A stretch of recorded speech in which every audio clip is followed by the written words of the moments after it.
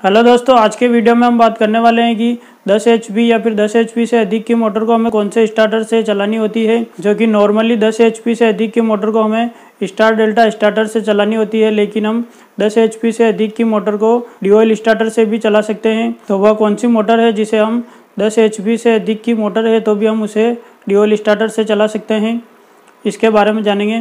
तो चलिए शुरू करते हैं वीडियो को। तो दोस्तों, मोटर को ड्यूअल स्टार्टर से चलाने से पहले हम यह देख लेते हैं कि मोटर पे लोड किस टाइप का लोड कनेक्ट किया हुआ है। तो दोस्तों, मोटरों पर अलग अलग टाइप का लोड होता है, जिसमें कि कई मोटरें लोड पर स्टार्ट होती है, ऑन लोड होता है, और कई मोटर नो लोड पर स्टार्ट होती है, जिसमें कि हमें यह देखना होता है कि मोटर नो लोड पर स्टार्ट होती है या फिर लोड पर स्टार्ट होती है। कई मोटरें डायरेक्ट लोड पर स्टार्ट होती है, जिसमें कि जैसे कि सबमर्सिबल मोटर डायरेक्ट लोड पर स्टार्ट होती है, open well motor direct load पर स्टार्ट होती है, और मोनोब्लॉक मोटर भी मान सकते हैं। और वह सभी मोटरें जो पानी उठाने का काम करती है या फिर एक जगह से दूसरी जगह पर पानी पहुंचाने का काम करती है, वह मोटरें लगभग सभी मोटरें डायरेक्ट लोड पर ही स्टार्ट होती है।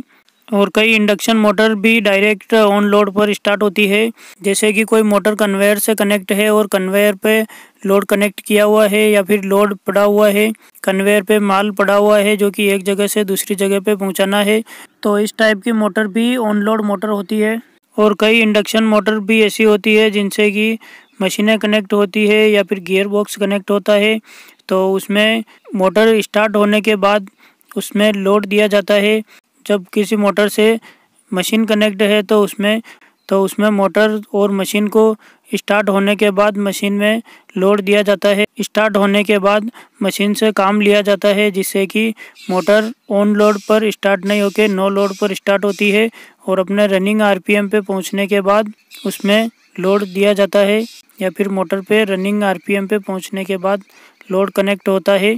तो इस टाइप की मोटर नो लोड मोटर होती है, जो कि नो लोड पर स्टार्ट होती है, और उसके बाद मोटर रनिंग RPM पे पहुंचने के बाद मोटर से या फिर मशीन से काम लिया जाता है।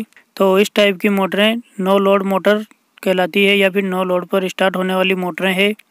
तो दोस्तों, मोटर को स्टार्ट करने के लिए कई टाइप के स्टार्टर होते हैं, जैसे कि ड्यूअल स्टार्टर, जो कि डायरेक्ट ऑनलाइन स्टार्टर भी कहते हैं, और स्टार डेल्टा स्टार्टर, और तीसरा होता है रिवर्स फॉरवर्ड स्टार्टर, जिसमें कि मोटर को दोनों डायरेक्शन में चलाने के लिए यूज़ करते हैं, रिवर्स और फॉरवर्ड स्टार्टर का। और तीसरा होता है VFD, जिसमें कि मोटर की स्पीड कंट्रोल करने के लिए VFD का यूज़ किया जाता है, और उसी से मोटर को स्टार्ट किया जाता है।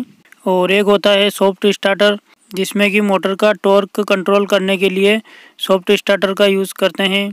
तो दोस्तों, ड्यूअल स्टार्टर से हम 10 HP तक की मोटर चला सकते हैं, या फिर किलोवाट में हो तो 7.5 किलोवाट तक की हम मोटर ड्यूअल स्टार्टर से चला सकते हैं। और दोस्तों, हम 10 HP से अधिक की मोटर को भी ड्यूअल स्टार्टर से चला सकते हैं, लेकिन 10 HP से अधिक की मोटर को उन मोटर को हम ड्यूअल स्टार्टर से चला सकते हैं जो मोटर नो लोड पर स्टार्ट होती है, जिसका स्टार्टिंग टॉर्क कम होता है, और मोटर स्टार्टिंग के समय रेटेड एम्पियर ही लेती है, रेटेड एम्पियर से अधिक एम्पियर नहीं लेती है। उन मोटर को हम ड्यूअल स्टार्टर से चला सकते हैं।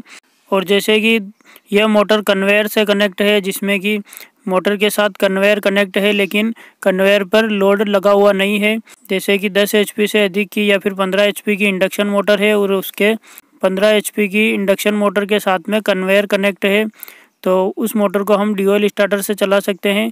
लेकिन उस मोटर को हम ड्यूअल स्टार्टर को उस कंडीशन में चला सकते हैं जिसमें कि कन्वेयर पर लोड लगा हुआ नहीं है और नो लोड है, जिसमें कि मोटर को दिन में सिर्फ एक ही बार स्टार्ट करनी है, और उसके बाद पूरा दिन मोटर चलती रहेगी, और उसमें हम कन्वेयर पे लोड कनेक्ट कर सकते हैं या फिर डिस्कनेक्ट करते रहते हैं। और मोटर स्टार्ट होने के बाद कन्वेयर का और मोटर का रनिंग RPM पे पहुंचने के बाद हम उस पर लोड कनेक्ट करते हैं, तभी हम उस मोटर को ड्यूअल स्टार्टर से चला सकते हैं। और दोस्तों, हम सबमर्सिबल मोटर या फिर ओपन वेल मोटर को, जो कि पानी उठाने का काम करती है, जो कि स्टार्ट होते ही पानी उठाने का काम करती है, यानी कि यह मोटर ऑन लोड मोटर होती है, डायरेक्ट लोड पर स्टार्ट होने वाली मोटर होती है।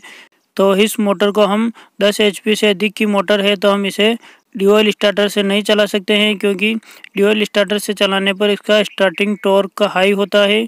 अधिक टॉर्क होने से मोटर अधिक एम्पियर लेती है, जिस वजह से हम इसे ड्यूअल स्टार्टर से नहीं चला सकते हैं।